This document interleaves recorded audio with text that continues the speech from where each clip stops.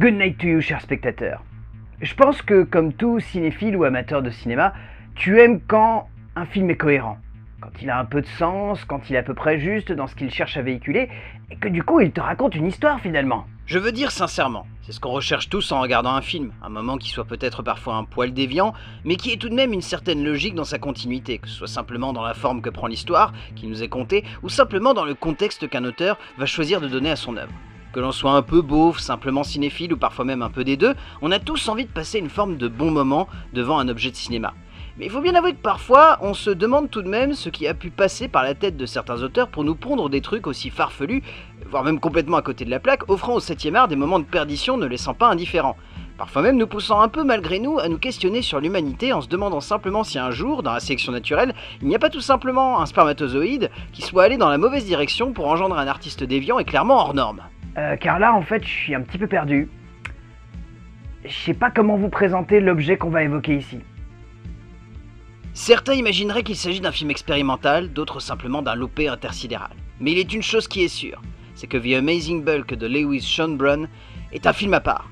Bon, comme on pourrait dire à un enfant qui fait un bonhomme bâton et qui nous vend le truc comme son chef-d'œuvre, mais un peu dans cette idée-là, l'idée d'un mec qui s'est dit « je n'ai pas de budget, je ne sais pas comment faire du cinéma, mais j'ai un fond vert, j'ai 3 potes et j'ai envie de faire du Marvel sans Marvel ». Donc essayons, sur un malentendu ça peut marcher. Mais là le malentendu n'est plus imposable, car le malentendu a été clairement bafoué au profit d'un objet de cinéma sans logique, sans cohérence et sans finesse. Au-delà de ce qui semble être évident au vu des images, il s'agit très clairement du genre de film qu'il ne faut pas voir sobre.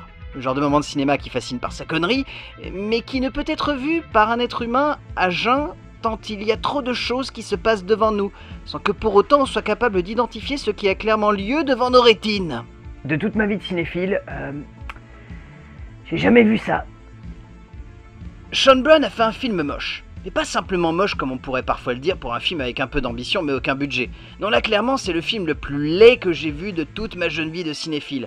Mais en un sens, et alors là accrochez-vous, c'est clairement ce qui fait la force de ce moment de cinéma purement et simplement outrancier dans sa laideur incommensurable. Et puis par-dessus cela, rajouter ce scénario qui n'a pas la moindre logique et qui ne peut que vous laisser perdu face à tant d'imbécilité, allant jusqu'à un final dans un château purement et simplement légendaire, et vous avez là l'un des films les moins bien écrits du cinéma avec une telle logique dans la bêtise que cela fascine également avec brio. Sans compter que le casting semble tout aussi perdu que l'équipe technique, puisqu'aucun acteur ne parviendra à poser une prestation un minimum bonne, laissant le spectateur totalement abattu devant un tel niveau de non-réussite et de non-cohérence créative et artistique. À ce stade, je pense qu'on peut considérer que c'est du génie. Génie de conneries, mais génie quand même. Je ne peux pas vous conseiller de voir ce film seul, clairement. Mais je peux vous dire pourquoi il faut le voir en bonne compagnie. Car vous n'aurez jamais autant l'impression de réfléchir sur la cohérence de création et de développement d'une œuvre artistique que devant le long métrage de Lewis Schonbrun. C'est un bijou de non-sens. Un monument d'incohérence, une erreur artistique de la nature qui laisse le spectateur dans un état de léthargie quasi totale à la fin de la séance, mais qui donne aussi à réfléchir sur la qualité d'une œuvre de cinéma que l'on a parfois tendance à juger un peu trop à la va-vite, en essayant d'être critique sans forcément prendre de recul. Là, le recul n'est même pas nécessaire, tant il s'agit d'un brillant exercice de style raté sur tous les plans, mais qui à ce stade devient un excellent morceau de bêtise en or massif qu'il faut absolument voir pour le croire. C'est aussi débile que finalement très avant-gardiste. C'est génial autant que déconcertant. Faut le voir pour le croire. Bonne séance et on se retrouve devant la porte arrière de votre cinéma le mois prochain. Dans un meilleur état j'espère.